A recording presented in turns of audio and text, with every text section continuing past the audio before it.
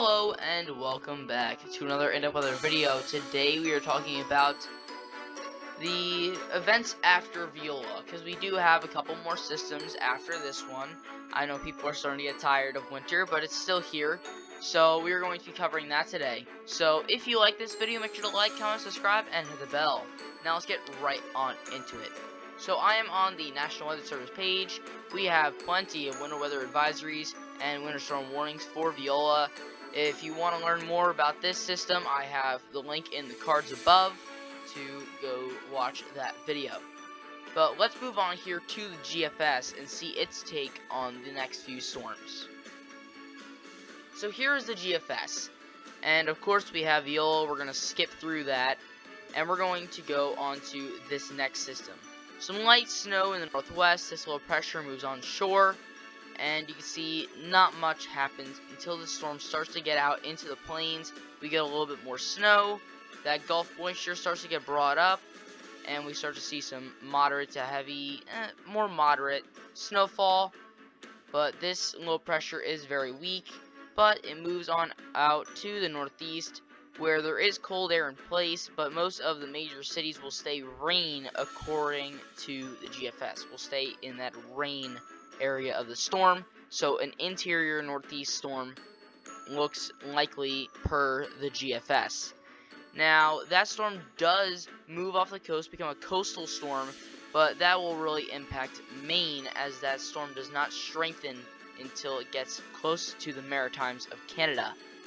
Now, we can move on here, and we have another storm that moves onto the northwest coast, and that moves into the central part of the country. More moderate snowfall, some more rain, still a weak low pressure, but this snowstorm is more widespread. Maybe a little bit of severe thunderstorms, possibly, but then that storm moves into the northeast, and again, most of the major cities do stay as rain, but Boston is probably going to be seeing most of the snow from that, but mostly just another interior northeast snowstorm, as well as parts of very northern New England seeing that shoreline snow, but that low pressure moves out as well. But then we get some more cold air in place, and possibly a southern slider here, a low pressure up north, but this is pretty far out at this point, so we're going to kind of skip that. Now let's go over to the European model. So the European model has a few different takes on this storm, the next storm after Viola.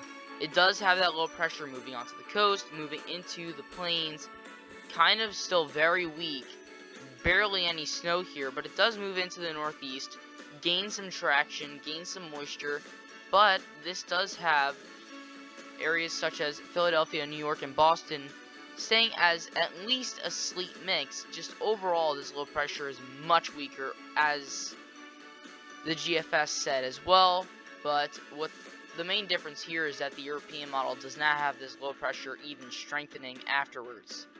Then maybe some showers or something, maybe some sleet, some rain, not much, but then you move on to this next storm system, and there's not much agreement here. This is a much stronger low pressure, moves straight to the north, complete different direction than what the GFS said, and most of the country would be impacted by rain with that snowstorm.